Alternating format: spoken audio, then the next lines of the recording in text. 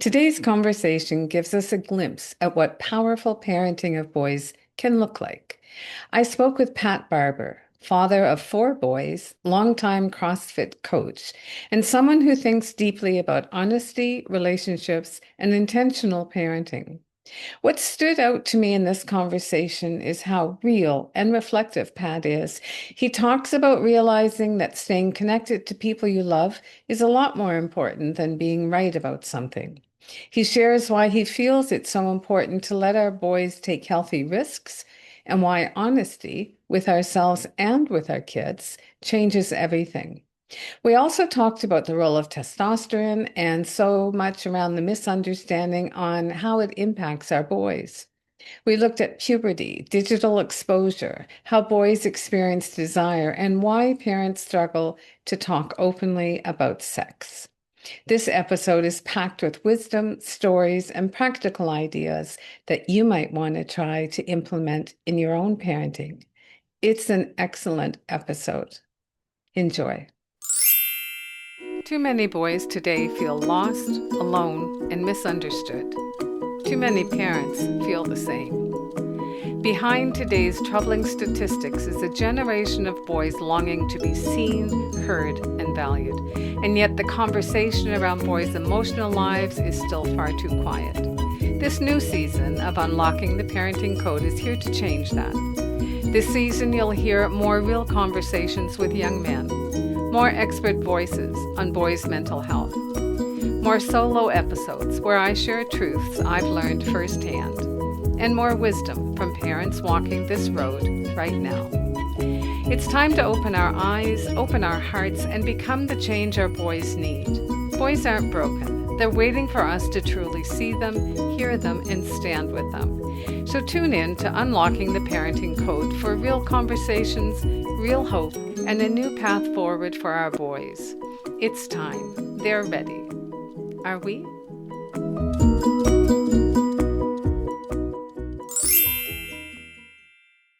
Welcome back to Unlocking the Parenting Code, all about boys. I'm your host, Kathy, and today I am welcoming Pat Barber. Pat is a devoted husband, father of four, and a respected leader in the world of functional fitness. As a longtime CrossFit athlete, coach, and mentor, Pat has inspired many through his emphasis on integrity, self-awareness, and personal growth, both inside and outside the gym. Known for his thoughtful reflections on parenting, masculinity, and relationships, Pat brings a grounded, well-world perspective to what it means to raise strong, emotionally intelligent boys in today's world. Welcome to the show, Pat. I am thankful to be here. Thank you for having me. So, Pat, if someone were to meet you today for the first time and wanted to really understand who you are, not what you do, what would you want them to know? Sure. I guess that's a good question. I mean, what would I want them to know if they're meeting me today? That the person that will interact with them is actually who I am. That the things that I'll say, I actually believe, and I will treat them as kindly as I possibly can until they give me a reason not to. But Yeah, if they do, they will know, and there'll be nothing behind any sort of statements or things like that. I guess I would want someone to know that I'm authentic. and what would you say your core values would be? I was thinking about this the other day. I think authenticity is absolutely one of my core values. I think another one is honesty. And these are things that I've had to come to later in life, but honesty is another one. I would say strength is another one. Um, yeah, they're on the tip of my tongue because I just recently had that examination going, like, what are my core values? Those three really ring true, is the authenticity, the honesty, and the strength. Perfect. Um, okay, so getting into the conversation. One Let's of the do it. things that you shared with me was that uh, in an intense conflict with your wife, you came to understand that the most important thing wasn't about being right. And Mhm. that's something I really connect with because I am constantly saying that it's important to put your relationship over being right, whether it's with your partner or with your child. And it's not something that we always focus on. But I True. was also thinking sometimes men will hear that, that it doesn't matter so much about being right. And they think that means you're giving in order to keep the peace. But the way you talk about it, it doesn't sound like that. It sounds more like your understanding about connection. So, can you Sure. just talk about how that really looks like for you? Yeah. Yeah. I mean, I think that it's a pretty common thing to argue what you believe to be true. I don't know many people who argue things they don't believe in. Hey, I don't believe in it, and then they go after it. So oftentimes conflict is because you genuinely believe what you're saying, and you have, depending on the relationship you have, or at least in my experience, the relationship you have will mean that you either kind of trample over the other person or you come into conflict. And in most of my love life, there was I tended to walk on people because I'm quick thinking and I speak pretty quick and I can logic my way into like getting what I want. And so I would kind of argue points. And when I met my wife, that was just not what I could do. Like no matter how much we bickered, we would never she would never back down. It never happened. So there came a point where I was like, it it got too contentious. And this is like, 5 years into our relationship, because you're past all those honeymoon stages. You're in this stage of where like you're starting to bicker about stuff that's like kind of real but not. And what it came to was getting to a place where like no progress was being made one direction or another. And I had to step back and go, is this really important? And the things that we were arguing about were not important. They were not meaningful at all. Like that's the thing is like most of the little interactions weren't meaningful. So like meaningful in the sense that like the things we were talking about didn't matter. It'd be like, hey, you turned left out of the driveway today. And I said, no, I didn't. I turned right out of the driveway today. And it's like, who cares? Like that doesn't matter. Even if like I am right, it doesn't matter. And that acceptance of really that type of thing didn't matter was what helped me move beyond that. And it wasn't a matter of like giving in. It was just a matter of recognizing that the thing we were talking about wasn't a core value. It wasn't like we were talking about how we're raising our boys, like there's time and place to have the conflict and there's time and place to push through it and work through those things in a relationship. And the vast majority of the back and forths didn't matter. And that was the real revelation for me was letting go of needing to be right about stuff that doesn't matter and then being curious about stuff that does matter in a way that like if I'm just saying this is how it is, I'm going to realize that we're not going to come to any sort of agreement. It's just going to be a battle, and that's not necessary. So that was kind of that situation for me, and it's not like I've figured it out by any means. There's still plenty of conversations where like we'll have a back and forth, and I'll be like, I don't I don't understand how you think that way, and I have to go, well,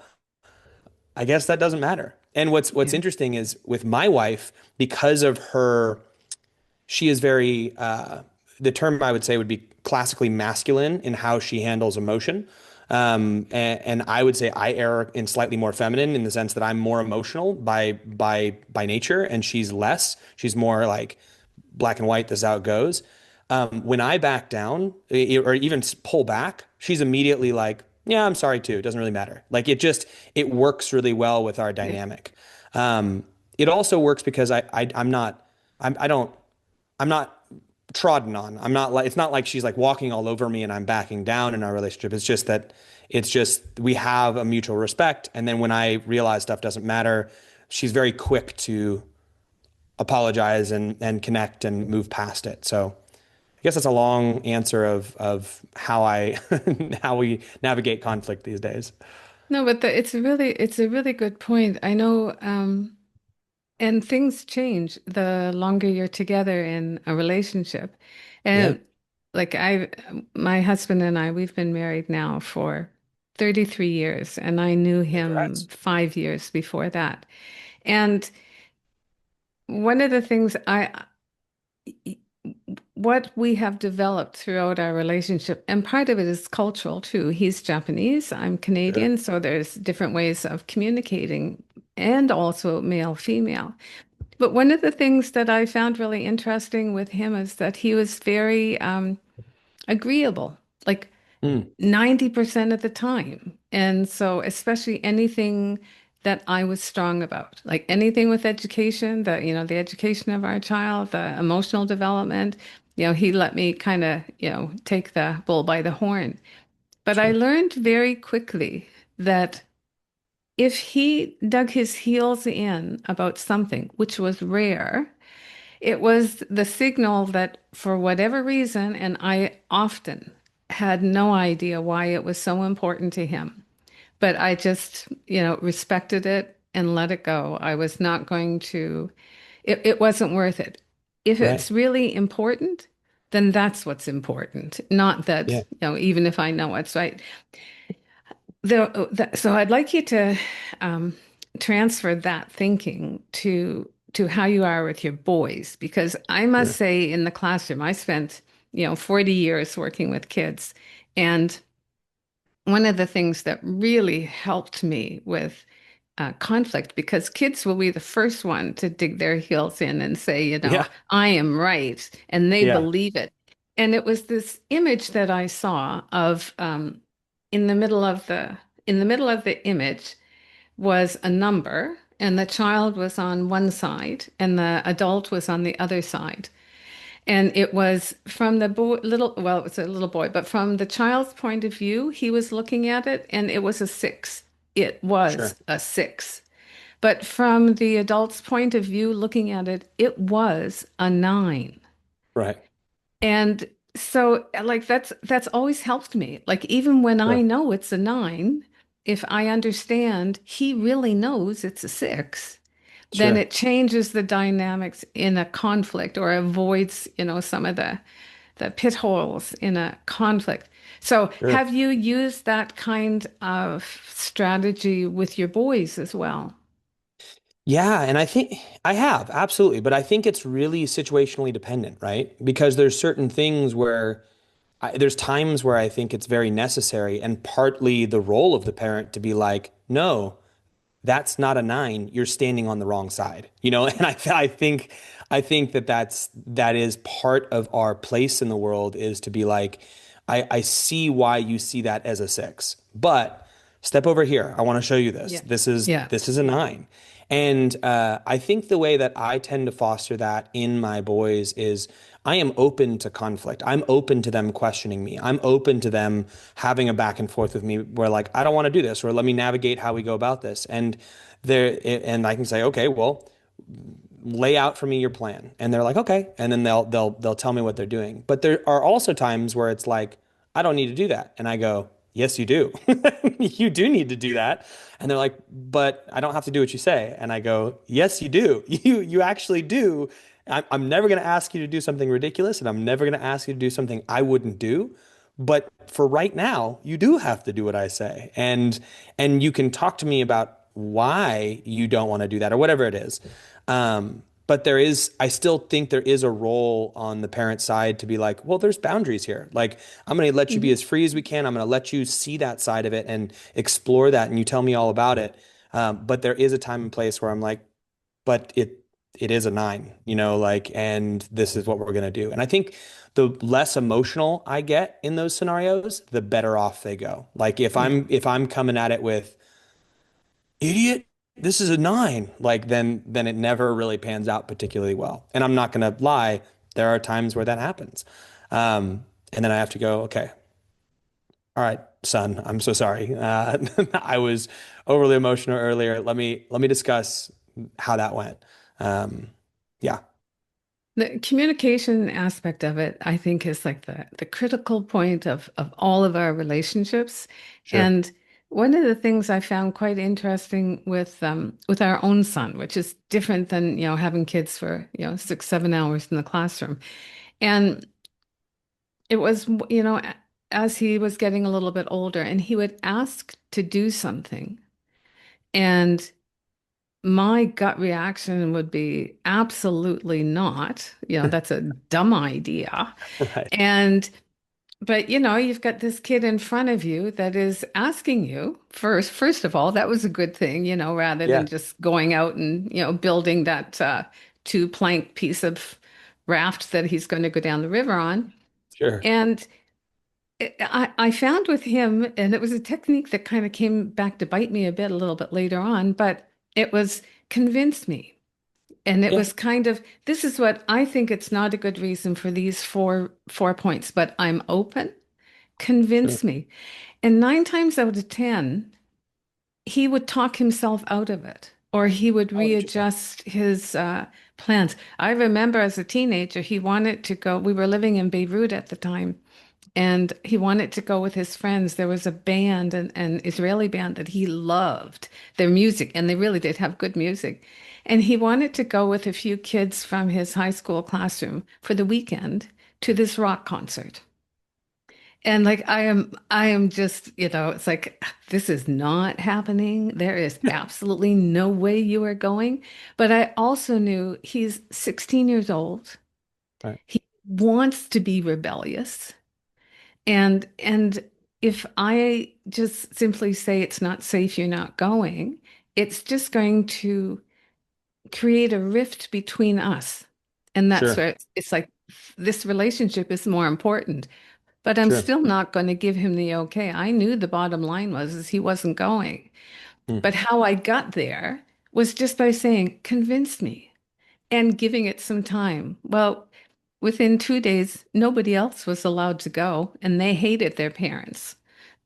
But our kid came back and said, well, I can see that it's not such a good idea. Nobody else can go, so thanks for listening. So it's really like the whole thing is all about communication Sure. and and putting the relationship first. Sure. Yeah, I'd agree with that. I find you can do that at really young ages too, Yes. and give kids quite a bit of freedom to do and try a lot of things. Like I'm actually probably more willing than most to allow my kids to try. Hey, Dad, I want to build this thing. I'm like, okay, I can tell you what I think's going to happen, but I'm willing to give it a shot. Or like just yesterday or 2 days ago, they created this game where this one of those big rubber slingshots that shoots the like water balloons, and they had quints. Do you know what quints are? Like they're like the big yellow. They make Oh, yes. membrillo or quince paste. Yes. Yeah. They make the red quince paste out of them, but we have their big yellow fruit that kind of like an apple, but they're huge. Mm. And they were standing out in the apple orchard, firing quince at each other, and then trying to hit them with baseball bats, like as they landed. And, I've got a spectrum of children from 2 up to 13. So there's a varying levels of coordination that exist within that. And I have a 9-year-old who does some kind of sketchy things where you're like, dude, you flung that at a 2-year-old hoping he'd dodge it. How could you think that, but they were telling me they were playing this game, and I was, I think a lot of parents would be like, well, don't do that. That's a bad game. But I was like, I can remember the joy and the excitement of that as a kid of like, there's a risk involved and there's real consequences to it. I get hit with one of these. So it's more like, hey, make sure the 2-year-old's out of the way and the rest of you see what happens. And Yeah. inevitably, a lot of them got whacked. Yeah. Like one of my 6-year-old took a quince right to the face. It skipped off the ground right in his face, came in, big swollen lip, the whole thing. But he knew what he was like. He understood the risk, and the other 2 boys like also did. But I'm very much of the mindset of let them try as long as there's not like death on the line. Like I could, and I think that that's up to the parent's comfort level. I see a lot of parents, and it kind of like what you said there, like I see a lot of parents, and this is one that's hard for me, not think through what the worst case scenario is and just Mhm. hover over their children. Yeah. Most scenarios, like the worst case is like a broken bone or like a decent little cut or something like Mhm. that, not dead or paralyzed. And they'll just shelter constantly and just hover. And I'm like, you're stifling any sort of autonomy or like sense of like confidence in their own physicality in so many of these ways. And I'm of a not like I'm never like, hey, just go do it and I'm not going to pay attention. But I'm not the one who's going to walk right behind you as you do it. Like I'm always paying attention. And I think that that's what freaks some people out is like we have a big pool and my kids run around the pool all the time. And my 2-year-old's up there and he can't swim yet. And I'll sit at the pool and he'll be on the other side, playing with his knees and close to the deep end. But I know within 20 seconds I can run over and get him. And I'm always paying attention. I'm not drunk in those times. Mhm. I'm not looking off. I'm not playing with my phone. I'm paying attention, but I'm not there. I'm not like holding him as we do it. And I just think that's really important. And I don't know. And I think as they age, it's going to change. Like that situation you explained to me about the concert, like like, considering like what was so dangerous about the concert? Was it the fact that where they were going? Is there something that I'm missing about like because I loved concerts as a 16-year-old. Like I was like that was the funnest. But tell me, what was the what made that concert so scary to you? We had been living in Beirut for 5 years, I guess. And we had moved there when it was a basically safe and peaceful time. And Right. within the first couple of months that we were there were a number of political assassinations. And Uh, then there was the war with Israel. There was the Hezbollah uprising. yeah. Um, and especially the conflict between Lebanon and Israel Right. was like, I know it's not the kids, the kids Sure. in, Sure. and music is a beautiful way to bridge that kind of conflict. But it was like, it's not safe. Sure. Like Yeah. That's it is fair. not safe yet. Right. So that's where that came from. I get that. So it's not Santa Cruz down at the local No, the local place. I get no, it. That makes sense then. Cool. There's context there that makes that's good. very much so. And then you gave him that freedom like, "Hey, tell me how this works." Well, and And but and letting him know, like it worries me to think about that. for So sure. be able to tell me, why I don't need to worry. Like, what's your plan? Sure. How's this going to work? When you were talking about I do think that parents today, just overprotect, don't give their children enough risk-taking opportunities. And I do think it's even more important for boys. It's important for all children, but I think even there's more of an innate desire and need in our little boys. But I can remember, and I think a parent has to, and perhaps the mom is the one who really has to work on this. But I can remember intentionally having to back away from, playground equipment. Same Yeah. thing as you with the pool. Yeah. Close enough to be there, and what's the worst thing that can happen? But, my heart going up into my mouth every single time, one arm, it was like torture, absolute Yeah. torture. But I really did feel it was important Yeah. that he not see my fear Sure. because Yep. he's not going to feel that, like when you do something risky and it works out, that adrenaline that comes and the pride and the Yeah. resilience when you fall down and you hurt Yep. yourself. And there are so many things to learn that I think we miss those good things that come out of that. I would say I often see it more in mothers, but I also see it in fathers too. I mean, I see plenty of fathers who are right there and they have a really hard time watching their kid take a risk. I see it Um, with fathers and their daughters. mm, yeah, I guess. I swear I've seen it with fathers and boys, but maybe I'm just projecting. Yeah, I could see that too. I don't have daughters, so I can't speak Me to that. neither. Um, but yeah, it's ironic to me to some degree because there's like I see a lot of parents who are overly cautious around physical risk and then hand their kid a cell phone. And Hmm. I'm like, huh? Like what? Like the psychological risk that you can find online and the access that you're giving them to the Yeah. entire state of everything that's going on in the world. That that's crazy to me. That kind of risk to me is significantly greater, and the cavalier nature of people like so tight on their physical well-being, but then like give them this, they just exist at such odds for me.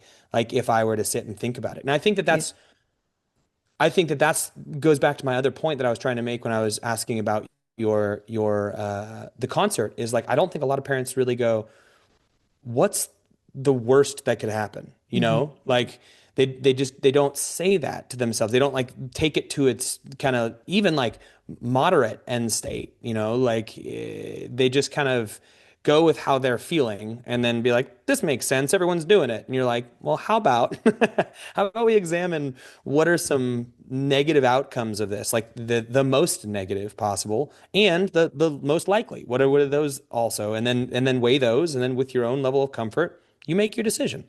And Um, that another thing that I think is critical in parenting is I don't know if it's a skill or a behavior or a strategy, I don't know, but curiosity. So, sure, and I think that, when you're in some kind of a conflict with anybody, you're making some assumptions that you understand how they're thinking about it, what their yeah, plan is, what their viewpoint is, their perspective. And I think when we can get really curious and hold back our, you know, really great advice, and get really curious and, tell me how'd you come up with that idea? That sounds very interesting. And sure, sometimes if we're really open to it and can really listen, it's kind of like, well, I missed that. I hadn't thought of that. And I think, yeah, go for it. yeah, yeah. So, I think kids surprise the heck out of us if you allow that. If you allow some yeah, curiosity and you really let that in, like they do some pretty wild stuff that you're like, oh wow, that's really yeah, I never would have yeah. approached it like that, and I love the fact that you did. Exactly. There was something, so there were a couple of things in what you shared beforehand that when I read them, it was like, I hadn't thought of that. And I do love that. I love when I get some new thinking. So, one of the things you said that was important was that words carry more weight than you might think. And it struck me because we often really preach that our actions are much more important than our words. And I Sure. and I agree with that. But I was thinking about what you said and I thought, well, that's so true because, there are some things that even as an adult, something that somebody said to me at a particular time in a particular way, I've never forgotten. Yep. So, so I was wondering, like, how did you, I never thought of it before. So, is there a story behind that for you or? When I was raising my son, I longed for a guide, something real, honest, and grounded in what boys truly need. So I created the book that I wish I'd had.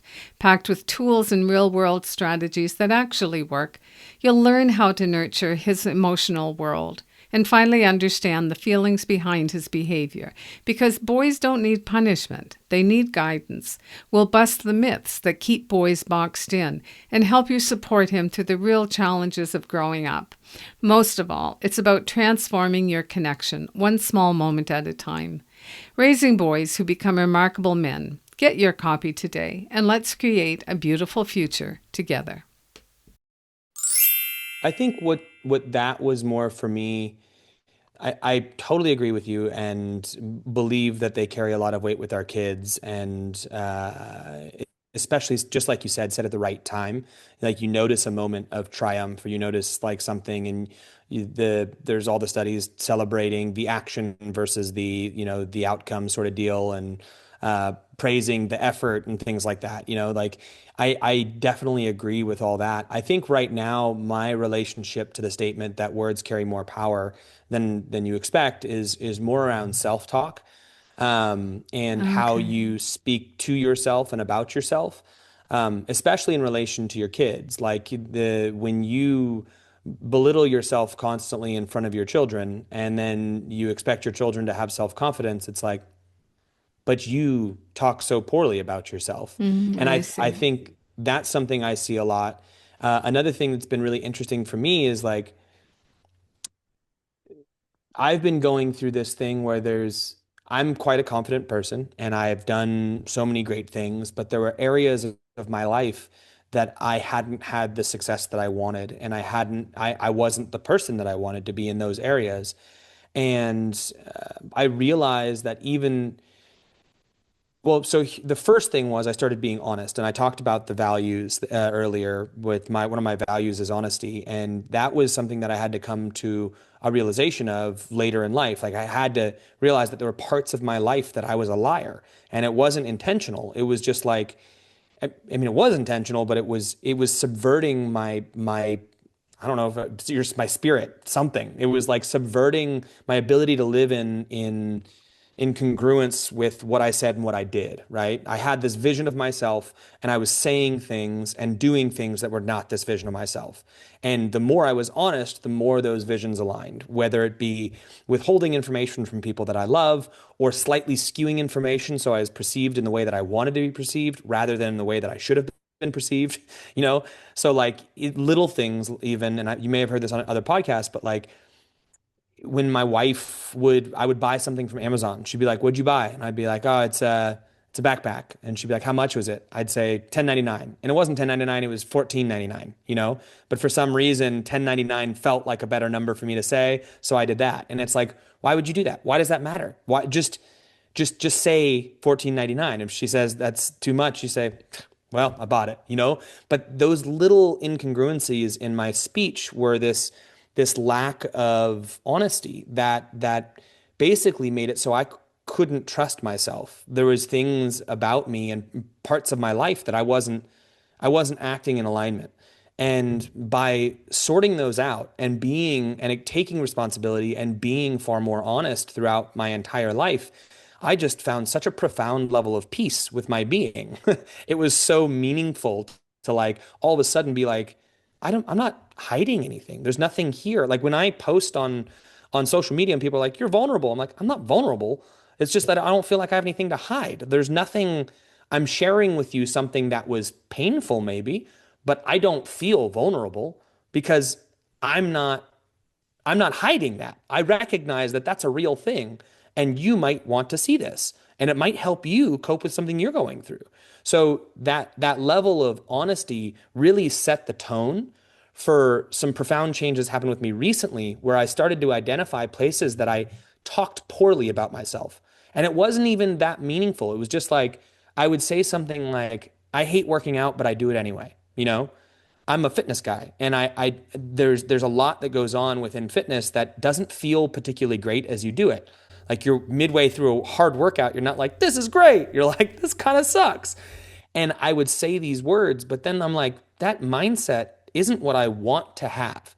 So rather than that, I'm gonna fake it till I make it. I'm gonna say, I love it. I love training. And what's interesting is because I've done so much honesty work, like so much in alignment with my own what I say and what I do, that when I kind of lie to myself, but it's not a lie because I do want that to be the case, I then start doing the thing. Like that, those words that I say start happening. And I'm wondering, like now in my own reflection, can that happen without the honesty first? I think you first have to come in alignment with what you say and what you do to be the same thing. And then whatever you want to have happen, you start saying if you truly trust yourself. Because then you're trusting that the words that you're saying are real because that's how you live. And you start to live by those words. And I'm like, I don't know. It's been a wild little roller coaster for me in understanding the power of speech and then trying to work it back to why it works so well for me. But yeah, that was the full story. Well, it's interesting, and I agree about I agree about the power of words and everything. Sure. When you were talking though, so it's something triggered in me because one of my core values is honesty, and it is very difficult, if not nearly impossible, for me to lie. Sure. And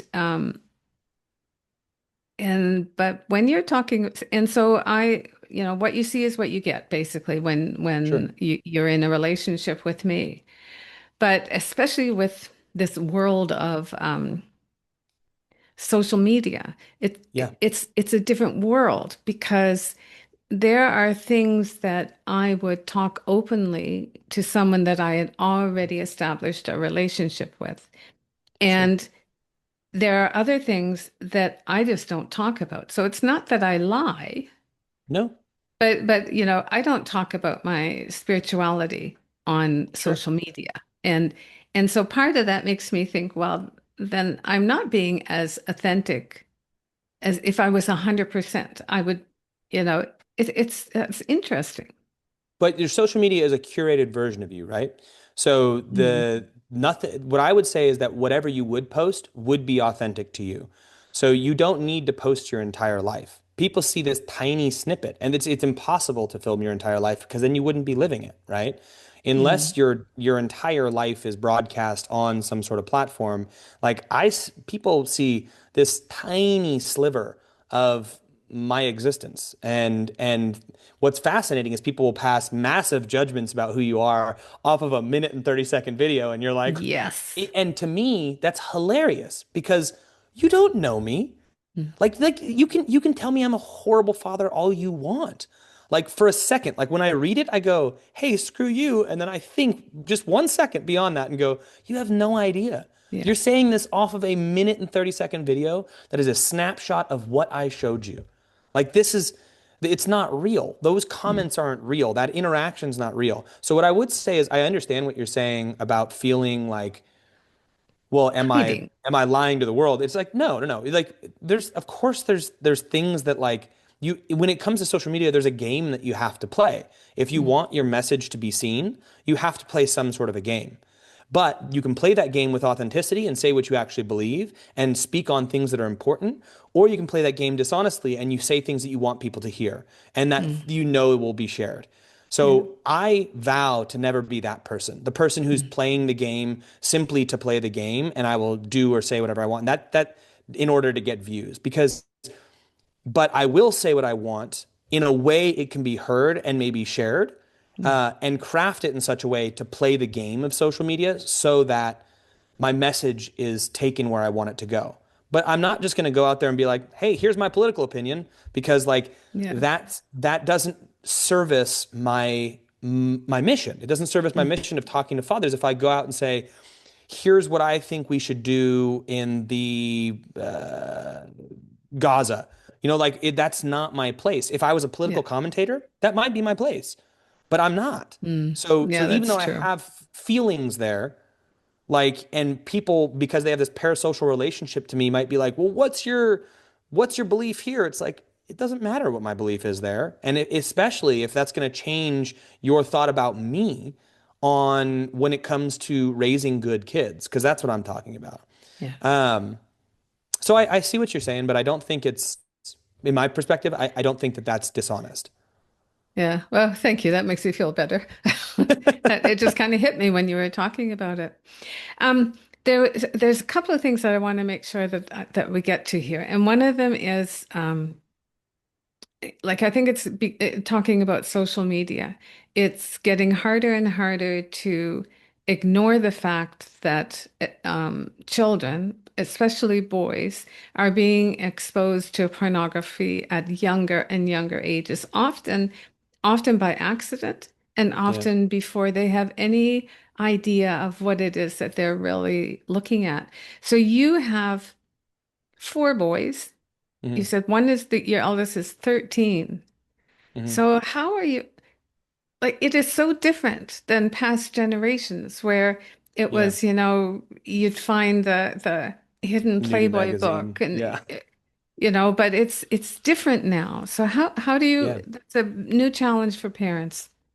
Absolutely. And I think if you looked at any of Jonathan Haidt's stuff, Yeah. where he's just like no phones in rooms alone ever.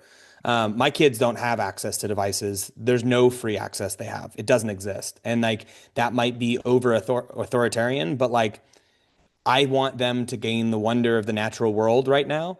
Hmm. And we live in 5 acres in the mountains. There's no necessity for them to be on devices longer than it takes them to do their homework. And those are in rooms out in the open. And yeah. Now, my boys do, however, they read anime. And anime tends to draw women quite scantily clad with gigantic breasts. And you're like, Hmm. huh, okay, well, that's a thing. And we and my wife and I, mainly me, like I'm pretty open with talking about sex or sexuality or I think when my boy turned 12, I mean whenever they ask about it, I'll just explain it very bluntly, like just what it is. Because I don't think there's any shame necessary around sex and sexuality. And by no means are we flaunting it or anything like that, but like I'll be naked around the house. My wife will get out of the shower. They'll see her. It's not like it's not weird if you don't make it Yeah. weird.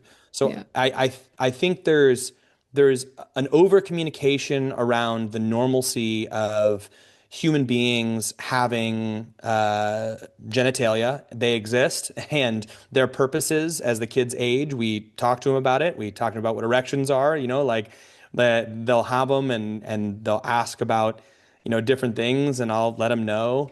I'll quiz them sometimes and be like, "Do you know what masturbation is?" And they'll be like, "No."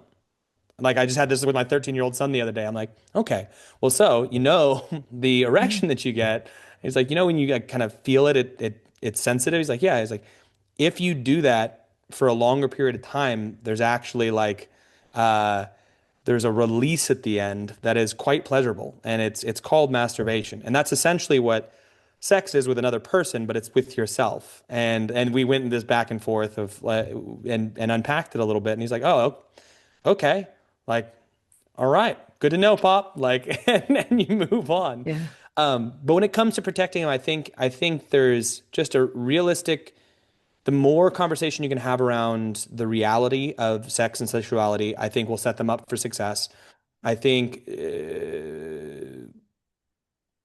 letting kids know, especially young boys, that when they hit these stages of massive surges of testosterone, there is a change in their psychology that is, I mean, that just like, I'm sure you've researched this, like the way you start viewing the opposite sex is carnal. It's overwhelming. Like and I presented that to my son. I was like, hey, there's gonna come a time in the next years like where um you start to look at your friends because we have girlfriends and things like that who live around us, like just friends who are girls, and you start to perceive them a little differently. Like you might be attracted to them, or you might start to look at them in different ways. It's totally normal. Like you might start to feel certain things, and he's like, it's already happening. And this was, I think, when he was 11, and I'm like, dude, it's super normal. It's okay. Like there's nothing wrong with you by any means. Just understand that like when you start to have these thoughts, like I've had them, Pop's had them, like Colin's had them, like our friend, like they exist. And what makes like a good man and one that is out of control is how you mitigate these and control these.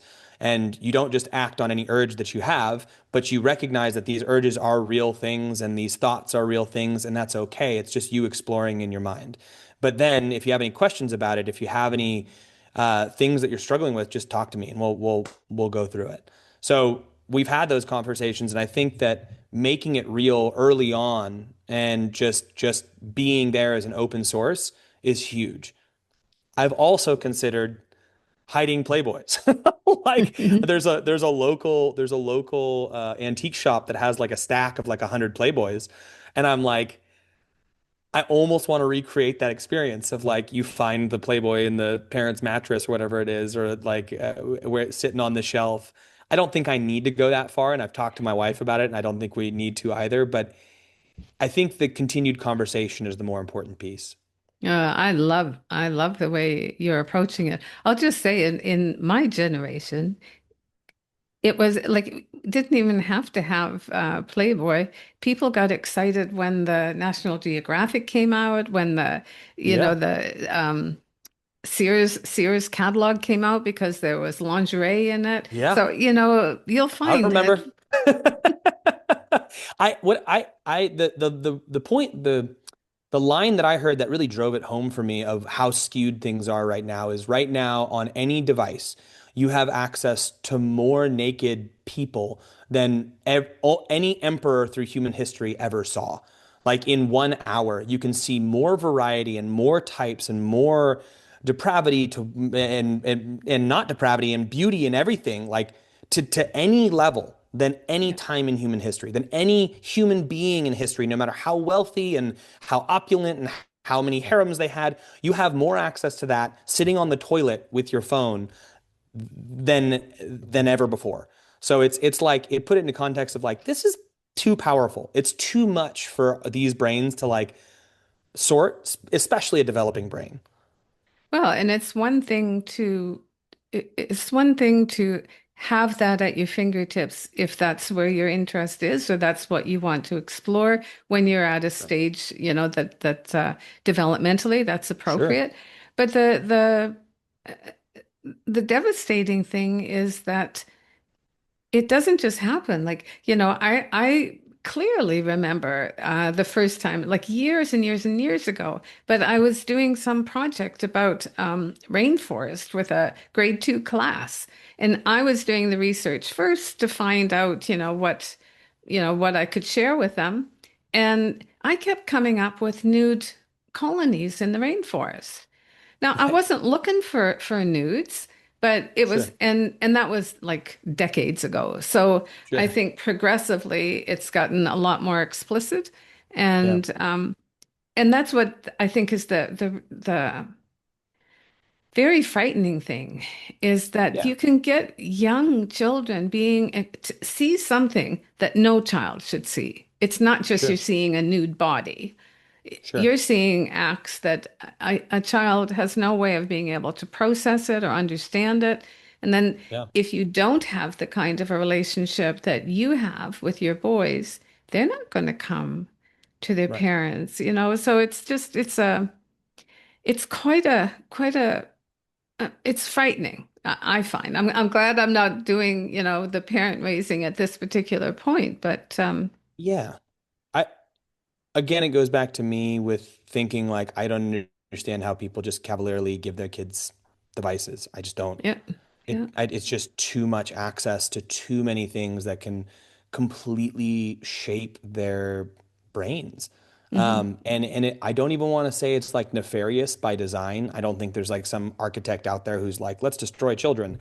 I think it's more like the nature of capitalism is like, we got to make money. Well, what sells? Attention. Okay, how do we Yeah, get attention? Boobies. And you're like, oh, yeah, crap. Like it's just, it's just the nature of the world that we're in. I mean, I'm an adult and it's hard enough for me. Like I'm an adult and it's hard for me to navigate this. And it's like, I think there's just so many conversations to be had, and so many people bring their own funky histories into child rearing, right? Like hmm people's visions around and comfort around sex and sexuality hmm is so varied, and so many people have hangups around even speaking about it. Like you say penis in front of them, and they're like, "Ooh, penis," and you're like, yeah, "Dude, it's like yeah, this should not be the case. Like we yeah, don't like we should just as parents have a language that we can just be like, this is the reality of humanity. Like it's okay to have the conversation. I don't know. I don't know where the tenant the I don't know why it's so hard to talk about. Um, I have a thought. Tell me. And it's because like I've been trying to understand more about males for, almost 30 years now. And like the one thing that I think is a critical component that we do not talk about and we don't understand, and it's not just women that don't understand it, I think a lot of men don't understand it. It is the role of testosterone. Hmm. And, you know, when you go and try to understand it more, you'll get all kinds of things that would be connected with sports and muscle building Sure. and all that kind of stuff. You can get some information. But it was really difficult to find anything about, okay, what's happening in that little boy's, you know, mind and body and behavior when he's having those wild surges as he's going through puberty.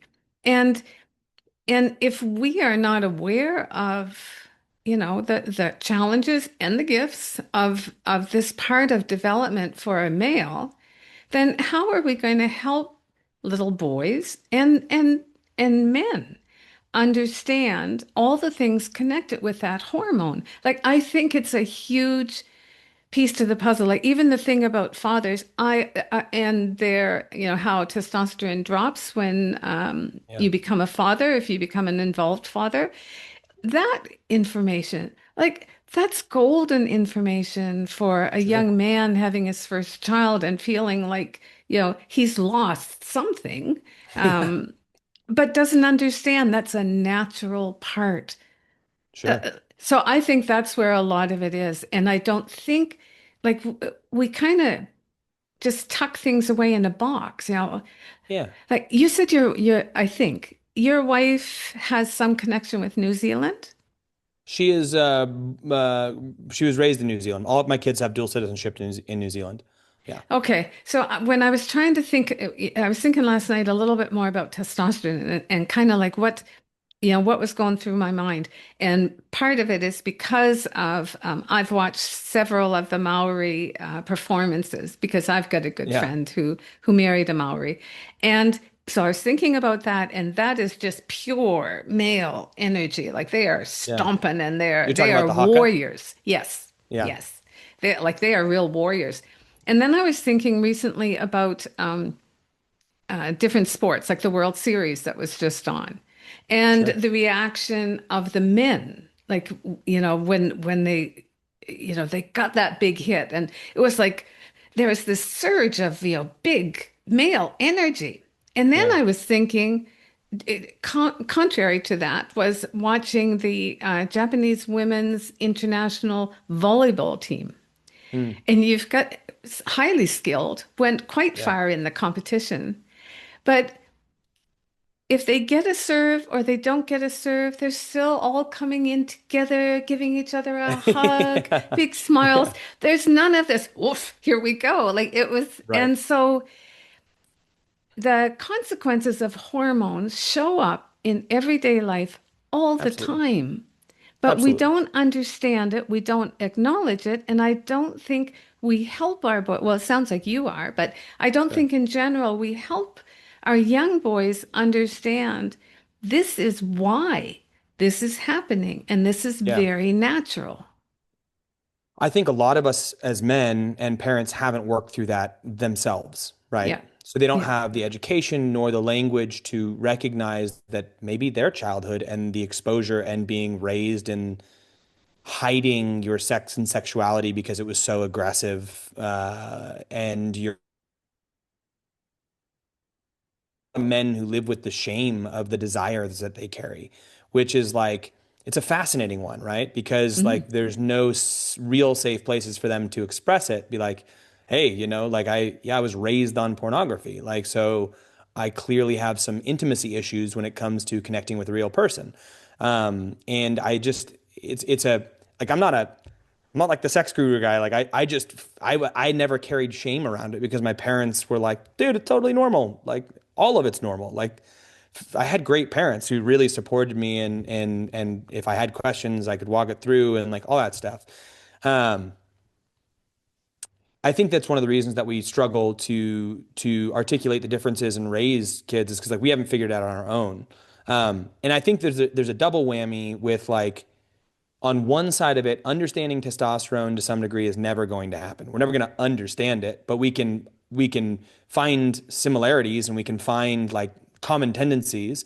And then there's also this idea that like all humans are exactly the same, and it's like hmm, no, we're not. That's just yeah, not like that's just fundamentally not the same. And like one of the most fascinating it was like an NPR episode where it was talking about the effects of testosterone and they were interviewing trans women, like trans men. hmm, So females who had transitioned to males.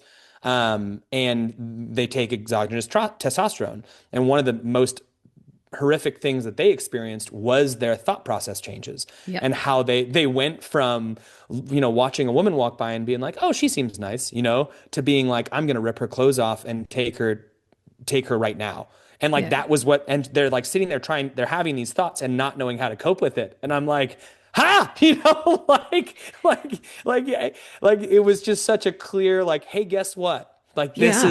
this is What what we all have to deal with. And you're saying, don't be aggressive. Don't put this out in sport. Don't dominate business. Don't do like, and you're just not recognizing what we've got going on in our heads, you know? exactly, exactly. Um, First time I heard something like that, I thought, this is just, I was so excited. I thought, this is the information the world needs in order yeah, to understand, like, spread that message out. Because totally. you're right.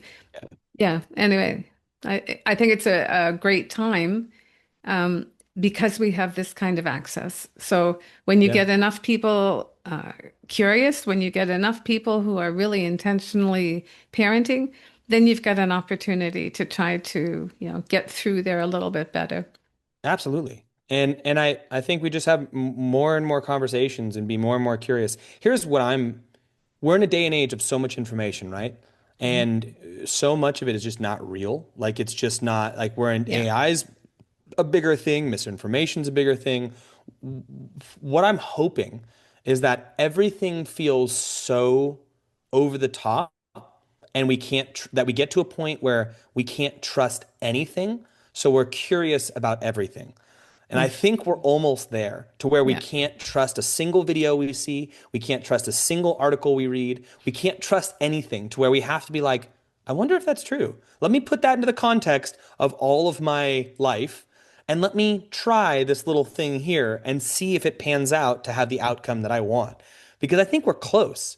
I think we're close to basically such over information overload and misinformation that people are going to have to start distrusting everything and only taking on board what they truly find work for them, which will be a whole different day and age.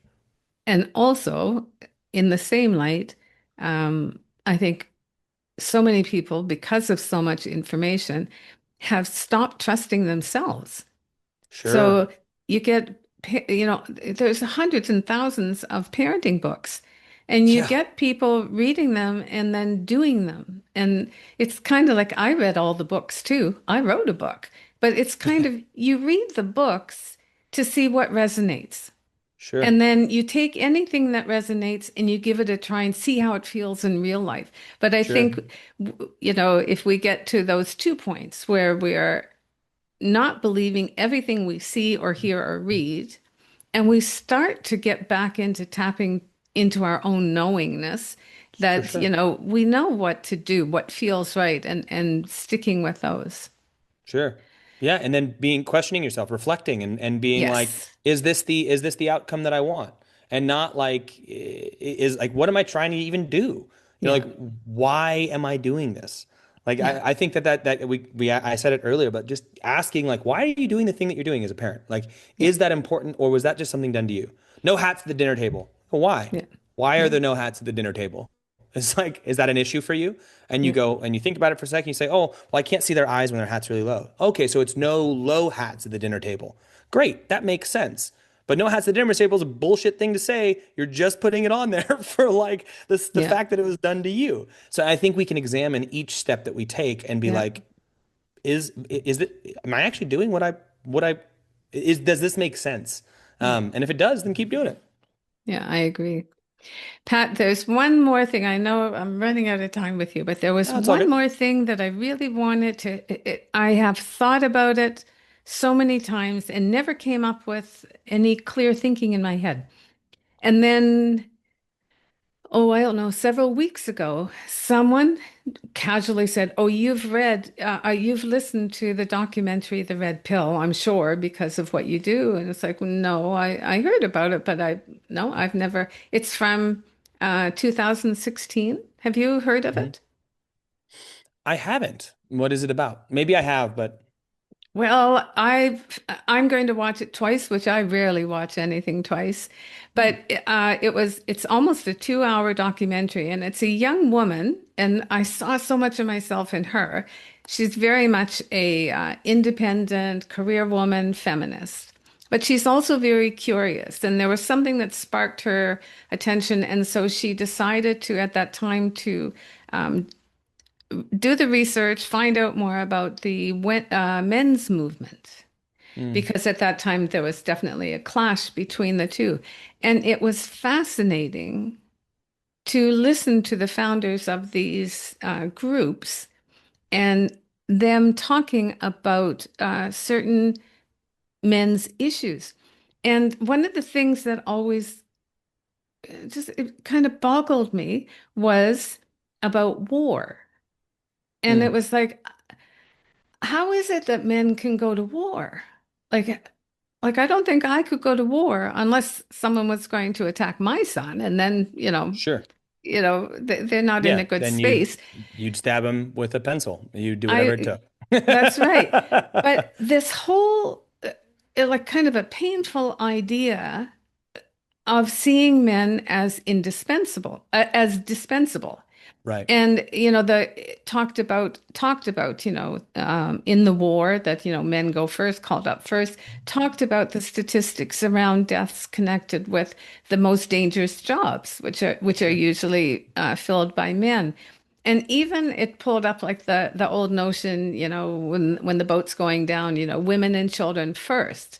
And Sure. so it was the first time I heard it spoken of. And it was kind of really got me thinking about things. But I thought, what kind of messages does that send to boys and men that, when you're already navigating questions about purpose and identity and belonging, but in general, society or the culture is saying that basically you are dispensable. Mm. What do you think about it? You ever heard those conversations where it's like how you perceive your job is the amount of meaning that you'll get from it. So it's Hmm. not what your job is, but it's how you perceive it. So you could be a Yep. janitor at the space station and be like, I send people to the moon. I love my Mhm. job. That's what I do, you know? And you could be the astronaut who's like, I get stuck on this ship all the time. And even though it's like the far more glamorous, higher paid position, because of their mentality around it, there's no meaning associated with it, and he brings no joy to him. Um, I think I think that there's a reality to the physicality of man. I think there's a reality to testosterone and the psychology of man, and the things that we've talked about before of like there's a lot of these very physical protector style jobs that suit men on average better. And I think that if we are able to, I think for a long time, those jobs were seen as righteous or holy to a certain degree. Like Hmm. they carried meaning. Like you're defending the homeland, you're doing these things. So that was how we justified it. And that's how men justified those sacrifices that they made. And that they were living a life of service, which is like the highest thing you can do in most religious specters. You know, it's like, can you live a Yeah. life of service to others? And if you perceived what you were doing as that, then it was, yeah, let's do it. But what I hear you saying and what it sounds like in the modern vision of war and the modern conversation around humanity and men and all these other things, it very much can seem like, yeah, you're dispensable, go here, right? Because Mm. we, as a country, don't value war. We, like the vast majority of people, especially in certain political parties, do not value war, do not value conflict, do not value. So half the country is saying, like, we don't value the sacrifice that you're making. And there's this conversation around men being less masculine in general, and the more masculine they are, the worse they are, as or less valuable they are. And that's proven again then through sending them off to war and to go die and to do all these things. Mm. I think it's a horrific double whammy, you know? The fact that the conversation of pro man and need like is somehow con, in conflict with pro woman is wild to me. Is like Yeah. it's not like those things are at odds. Like it's Yeah. like pro man, yes, because men are struggling, but also pro woman, like absolutely, and supporting women and finding more equality and all these other things. Like it's not like pro one is anti the other, and that's where I think And I think it was just a pendulum, right? We had so much time of being dominant and so male driven as a society that there had to be a pendulum swing the other direction where it's like we had to Mhm. take our kicks, and that sucks. It particularly sucks, especially for more socioeconomically lower status males. Um, but it was a pendulum. Like it hopefully the pendulum's gonna like come back to the center a bit to where we can have this conversation about like men are important. They're super Yeah. important. And men as men are super important. And masculinity is important. And by no means does any of that take away from femininity and Yeah. women and everything that they want and they can do and their power and all that stuff. Like if anything, like we can sync these two and they're never going to be completely together because people have different ideologies. But if we can sync these two and realize how well they support each other, like that is what harmonious relationships are. Yeah. Like that's the microcosm of that is any good marriage. And we've already seen how many bad marriages there are, but there's also amazing marriages and there's amazing experiences to be had in those. And I think that I don't know. I think that it's more around specific to your question, what do I think about our devaluing of men in that way and that kind of a thing? I just think that we can continue to like what I'm going to do with my boys is show them that like being strong, like the gift you've been given of strength and masculinity is something that is used to support and service others. And so if you are servicing others, even if they don't appreciate it, you're still carrying a very meaningful job. And if I can instill that in them through the way I act and through the language that I use with them, then I think they'll live a better life. Well, I think it's really important, and I think the way that you viewed it helps me feel a little more positive about it too. Because I think sometimes there's so much negative about Sure. that aside, that documentary aside, I think there's so many negative messages that are Yeah. being sent out to young boys, and Yeah. it's kind of they really need to be hearing more positives, like not pumping them up um, with fluff, but just, the gifts of being male as well as Yeah. the gifts of being female. It's kind Yeah. of, we're not on the same team, but we come together to be a team. So we've got to pull Absolutely. out the best from each other. Yeah. Yeah. Listen, And I Pat, think sorry, go ahead. I was just gonna say, I think that all comes down to continuing to work. Like life is so hard and so confusing, especially when you involve someone else. But doing the personal work, like continuing to work on yourself and like be like, okay, well, what can I do? Like Yeah, how can I be the best, most capable version of me while also then integrating this very complex relationship with something that is vastly different than me. yeah. There's so much to be got there, but much of it is not about fixing the other person. It's more about looking at yourself and how you can come together to just like you said, support this third party, this third entity, which is your relationship. You got like, Yeah. and it's not the codependent thing. It's not like I need you Mm. to be better. It's like you and I come together to make something better. Like it's not the need there. It's the like we're servicing a greater thing than us, which is a relationship, which could be the relationship between men and women. We're servicing something greater than us, which is like this world and like the existence as a whole. I don't know. Maybe There's that's a too far. there's a nice metaphor that I sometimes use when I'm doing workshops, but the last slide of it is this beautiful big bird with two very full different colored wings, and the metaphor part of it is each wing is one wing is the female population, one is the male population. And until both can work together, that bird is not going to fly to the best of its ability. And that's what humanity is really Oh about. yeah. Oh So, yeah. mm. Sounds very I'm picturing a big crane and it felt very Japanese to me, but that was maybe I'm I projecting was here. thinking an eagle. I You're thought it was a thinking big eagle. eagle. I like it. Okay, cool. I was projecting. That was full me. I apologize. No, that's okay. That's all right. Listen, Pat, before we finish today, is there anything that we didn't talk about that you wish we had of? Um, no, no. I mean, if something comes up, I'll reach out and we'll have a conversation. I'd like that. Yeah. So where can people find out more about you and all your things? Yeah, you can go to thefathersguild.com, or you can just find me on Instagram at the Fathers Guild or on YouTube. I have a little YouTube channel called The Fathers Guild. Well, and like I said, I have been binging on your stuff, and I would highly recommend for other dads and moms. I think it's really important for women to also understand these conversations, so And they I should would go to. remind people that these are minute and 30-second clips of my life. So try to Yeah. take into account many of them rather than looking at one. Yeah. Yeah, exactly. Exactly. Listen, I know how precious time is, and I hope you feel that I've honored yours today. It's been such a pleasure to talk with you. Thank you, Pat. Thank you for having me. And thank you to our listeners for joining us on Unlocking the Parenting Code, all about boys.